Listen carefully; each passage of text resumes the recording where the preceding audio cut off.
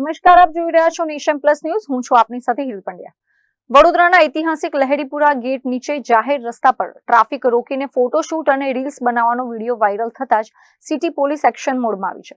આ મામલે પોલીસે MS યુનિવર્સિટીના 4 વિદ્યાર્થીઓને લાવીને કાયદાનું ભાન કરાવ્યું છે અને તેમની પાસે જાહેરમાં માફી મંગાવી છે.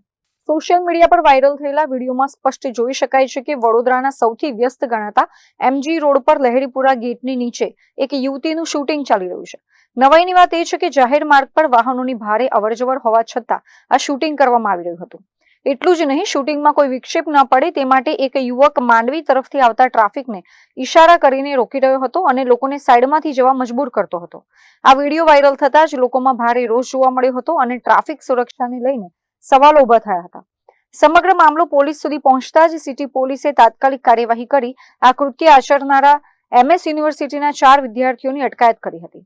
પોલીસ સ્ટેશનમાં યુવકે પોતાની ભૂલ સ્વીકારતા જણાવ્યું હતું કે 24 જૂનના રોજ તેઓ ફરવા નીકળ્યા હતા ત્યારે આ ભૂલ થઈ હતી. ચારેય વિદ્યાર્થીઓએ કાયદાનું સન્માન કરવાની ખાતરી આપી દિલથી માફી માંગી છે અને અન્ય લોકોને પણ જાહેર રસ્તા પર આવું ન કરવા અપીલ કરી છે.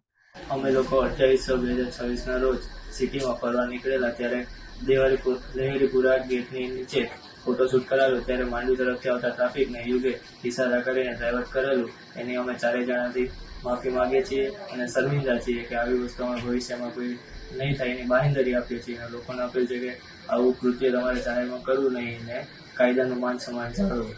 સોરી. કેમેરામેન નવનીત પરમાર સાથે Chirag Patel, nation plus news, Vadodara. સમાચારોના સતત અપડેટ મેળવવા માટે અમારી નેશન પ્લસ ન્યૂઝની YouTube ચેનલને સબસ્ક્રાઇબ કરો, બેલ આઇકન દબાવો અને જોડાયેલા રહો Facebook, Instagram અને Twitter પર.